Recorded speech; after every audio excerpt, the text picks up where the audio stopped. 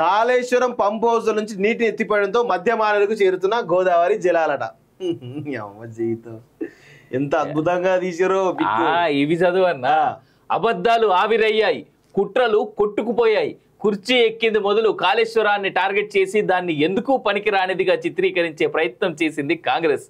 అయితేనేం లక్షల క్యూసెక్కుల వరదను తట్టుకొని గంభీరంగా నిలిచిన తెలంగాణ వరప్రదాయిని కాళేశ్వరం నీళ్లు ఇప్పుడు కట్టలు తెంచుకొని వెల్లువై కాలువల్లో ప్రవహిస్తున్నాయి. కాళేశ్వరంతో 1,00,000 కోట్లు వృధా అయ్యాయి అంటూ ఇన్నాళ్ళు చెప్తూ వచ్చిన ప్రభుత్వానికి చివరికి అదే దిక్కైంది. కాళేశ్వరం సిస్టమ్ను వాడుకుంటామని స్వయంగా సాగునీటి పారుదల శాఖ మంత్రి ఉత్తమ్ కుమార్ రెడ్డి రెండోసారి ప్రకటించడం ప్రాజెక్టు సాధించిన మరో విజయం. సరే, వీళ్ళు ఇంత చెప్తా ఉన్నారు కదా, నా కోరిక ఒకటే అన్న, మనకున్నటువంటి కాళేశ్వరం, మేడిగడ్డ, సుందిల్ల 3 బ్యారేజీలు కదా, ఆ 3 బ్యారేజీలు నీళ్లు ఫుల్ ఫ్లెడ్జ్డ్గా లీవ్ చేయకుండా, అంటే వస్తున్నటువంటి వరదతో పాటు వచ్చిన వరద వచ్చినట్టుగా బయటికి వెళ్ళిపోతా ఉంది. ఆ వరదను అట్లా వెళ్ళకుండా నిజంగా బ్యారేజీలకి, మనం మంచి బ్యారేజీలే కదా, కేసీఆర్ కట్టిండో, కేటీఆర్ కట్టిండో, ఇంకెవరైనా కట్టిరు కావచ్చు, ఆ బ్యారేజ్లని గేట్లన్నీ అట్లే ఆపేసి మనం చూద్దాం. నాగార్జున సాగర్, శ్రీశైలం, ఎల్లంపల్లి, తర్వాత మన కరీంనగర్ ఏవైతే ఉన్నాయో, కృష్ణా బ్యారేజ్ ఆడ విజయవాడ, ఇవన్నిటి లెక్కన వాటిని కూడా చూద్దాం. ఏం సీన్ అన్న, అట్లా చూసినప్పుడు కదా ఇవన్నీ లెక్కలు సరిపోయేది. ఇక్కడ ఇది కాళేశ్వరం సంబంధించినటువంటి మ్యాప్, ప్రాజెక్ట్ యొక్క మ్యాప్. ఇక్కడ మేడిగడ్డ, ఈ గోదావరి ఇట్లా ఉంది కదా, ఈ మేడిగడ్డ కానీ, అన్నవరం కానీ, సుందిల్ల కానీ, ఈ 3 దగ్గర ఏం లేదు. ఇక్కడ విషయం ఏంటంటే ఆల్రెడీ వరద ఎల్లంపల్లి దగ్గరికి వచ్చేసింది. ఇది ఇక్కడ మేడారం నుంచి పంపులు ఎత్తి వదలంగానే ఇవన్నీ కూడా మొత్తానికి మిడ్ మానేర్ దగ్గరికి వెళ్ళిపోయినాయి. అసలు మేడిగడ్డ దగ్గర ఆల్రెడీ బ్యారేజ్ కూలిపోయింది. ఎక్కువ వరద వస్తే ఆ బ్యారేజ్ మొత్తం కూడా కూలిపోయే ప్రమాదం ఉంటుంది. ఈ ఎల్లంపల్లి కానీ, ఇగో ఎస్ఆర్ఎస్పి కానీ, జనరల్గా ఎల్లంపల్లి నుంచి ఇట్లా మళ్ళీ ఇదేదో ఉంటుంది ప్రాసెస్. ఇక్కడ దాకా నీళ్ళు వస్తాయి, నీళ్ళు వచ్చి మళ్ళీ ఎత్తిపోస్తారు అన్నట్టు. సో ఎస్ఆర్ఎస్పి నిండింది, ఎస్ఆర్ఎస్పి గోదావరి నది ఎల్లంపల్లి నిండింది. దీని తర్వాతనే మేడారం దగ్గర పంపులు ఎత్తేసారు. ఎగ్జాక్ట్ అన్న, ఇక్కడ సింపుల్ లాజిక్. ఎస్ఆర్ఎస్పి నుంచి వరదకాలం వస్తారు, ఫస్ట్ డౌన్ ఇట్ వస్తుంది మిడ్ మ్యానర్ కి, దాని తర్వాత ఎస్ఆర్ఎస్పి నుంచి ఇటు ఎత్తిన తర్వాతనే ఎల్లంపల్లికి పోతాయి. ఎల్లంపల్లి నిండిన తర్వాత పై నుంచి కిందికి వస్తాయి. ఇక్కడ నుంచి పోనీ ఇటు ఎత్తిపోసినా, లేదా ఇటు నుంచి ఇటు ఎత్తిపోసినా మళ్ళీ ఇటు నుంచి మళ్ళీ ఇటు కిందికి పోతుంది. ఇక్కడ విషయం ఏంటంటే ఈ పార్ట్ వదిలేద్దాం. ఈ పార్ట్ వదిలేస్తే జనరల్గా ఈ పార్ట్ ఆల్రెడీ ఎల్లంపల్లి ఎప్పటి నుంచో ఉంది, కాంగ్రెస్ టీడీపీ హయాం నుంచి ఉంది, ఎస్ఆర్ఎస్పి కాంగ్రెస్ టీడీపీ హయాం నుంచి ఉంది. వీళ్ళు కొత్తగా మేడిగడ్డ నుంచి, అన్నారం నుంచి, సుందిల్ నుంచి ఎత్తిపోసింది ఏమీ లేదు. దానివల్ల శూన్యం. అందుకే ఉత్తమ్ కుమార్ రెడ్డి కూడా చాలా క్లియర్ అయిపోయిండు, ఈ ఏదైతే ఉందో సుందిల్లా, అన్నారం బ్యారేజ్లు పనిచేయవు, మళ్ళీ మేము తుమ్మిడిహట్టి నుంచి తీసుకుంటామని చెప్పి చాలా క్లియర్గా చెప్పిండు. అసలు కట్టాల్సింది తుమ్మిడిహట్టి దగ్గర. ఇట్లా ఉంది పరిస్థితి.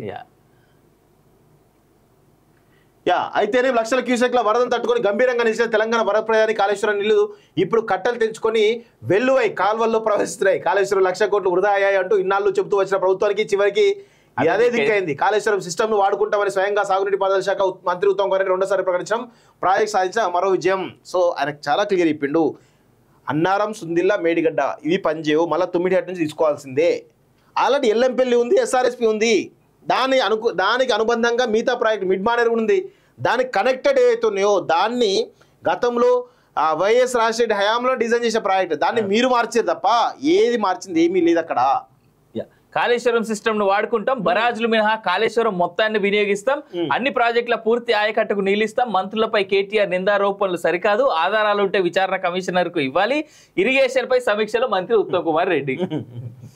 కాళేశ్వరం అంటే ఇక్కడ ఒక్క నిమిషం ఇది చూద్దాం, ఒక్కసారి ఇది చూడాలి. ఇగో ఎస్ఆర్ఎస్పి ఆల్రెడీ ఉంది, కేసీఆర్ కట్టింది కాదు. ఎల్లంపల్లి ఆల్రెడీ ఉంది, కేసీఆర్ కట్టింది కాదు. కాకతీయ కాలువ ఆల్రెడీ ఉంది, వరద కాలువ ఆల్రెడీ ఉంది, మిడ్ మానేరు ఆల్రెడీ ఉంది. ఇగో ఇక్కడ ఇవి కొన్ని ఏదైతే రంగనాయక సాగరు, మల్లన్న సాగరు, గంధమాల, బస్వాపూరు, ఈ 3 బ్యారేజ్లు ఇవి మాత్రం కేసీఆర్ హయాంలో కట్టినాయి. గతంలో ఎల్లంపల్లి నుంచి పెద్ద ఎత్తున నీళ్ళు వచ్చినాయి, మిడ్ మానేరుకి వచ్చినాయి, ఎస్ఆర్ఎస్పి ద్వారా వచ్చినాయి, 1,00,000 ఎకరాల భూములకు నీళ్ళు వచ్చినాయి. కానీ ఇది ఎవరికి కూడా తెలియదు. ఇది కేసీఆర్, కాళేశ్వరం అంటేనే ఓన్లీ మొత్తం కేసీఆర్ కట్టి అనుకుంటారు. అది భ్రమల్లో ఉండకండి, ఆల్రెడీ ఉన్నాయి. ఎస్ఆర్ఎస్పి ఉంది, ఎల్లంపల్లి ఉంది, మిడ్ మానేర్ ఉంది, ఇలా కొన్ని ప్రాజెక్టులు కూడా ఉన్నాయి. వరద కాలువ ఉంది, కాకతీయ కాలువ ఉంది, ఇవన్నీ ఉన్నాయి. దీన్ని ఎవరు కూడా గమనించకుండా ఎంత దుర్మార్గమైనటువంటి వ్యవహారం అంటే కాళేశ్వరం సిస్టమ్ వాడుకుంటాం అంటే ఈ స్ట్రెచ్ ఏదైతే ఉందో ఏది మేడిగడ్డ నుంచి మల్లన్న సాగర్ రంగనాయ సాగర్ వరకు ఉన్నటువంటి స్ట్రెచ్ అవుతుందో దీని అందరు కాళేశ్వరం ఉంటారు మొత్తం. సో దాన్ని వాడుకుంటామని చెప్పిండు తప్ప ఈ మేడిగడ్డ సుందిల్ల అన్నారం సంబంధించినటువంటి బ్యారేజ్లు ఆల్రెడీ కుంగిపోయినాయి. కుంగిపోతే కూడా పనికిరావు. అందులో అందరూ కూడా గుర్తుపెట్టుకోవాల్సిన అంశం కాళేశ్వరం పంప్ హౌస్ నుంచి నీటిని ఎత్తిపోయడంతో మధ్య మానేరుకు చేరుతున్న గోదావరి జలాలట. జీవితం ఎంత అద్భుతంగా తీసారో.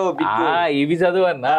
అబద్ధాలు ఆవిరయ్యాయి, కుట్రలు కొట్టుకుపోయాయి, కుర్చీ ఎక్కింది మొదలు కాళేశ్వరాన్ని టార్గెట్ చేసి దాన్ని ఎందుకు పనికిరానిదిగా చిత్రీకరించే ప్రయత్నం చేసింది కాంగ్రెస్. అయితేనేం లక్షల క్యూసెక్కుల వరదను తట్టుకొని గంభీరంగా నిలిచిన తెలంగాణ వరప్రదాయిని కాళేశ్వరం నీళ్లు ఇప్పుడు కట్టలు తెంచుకొని వెల్లువై కాలువల్లో ప్రవహిస్తున్నాయి.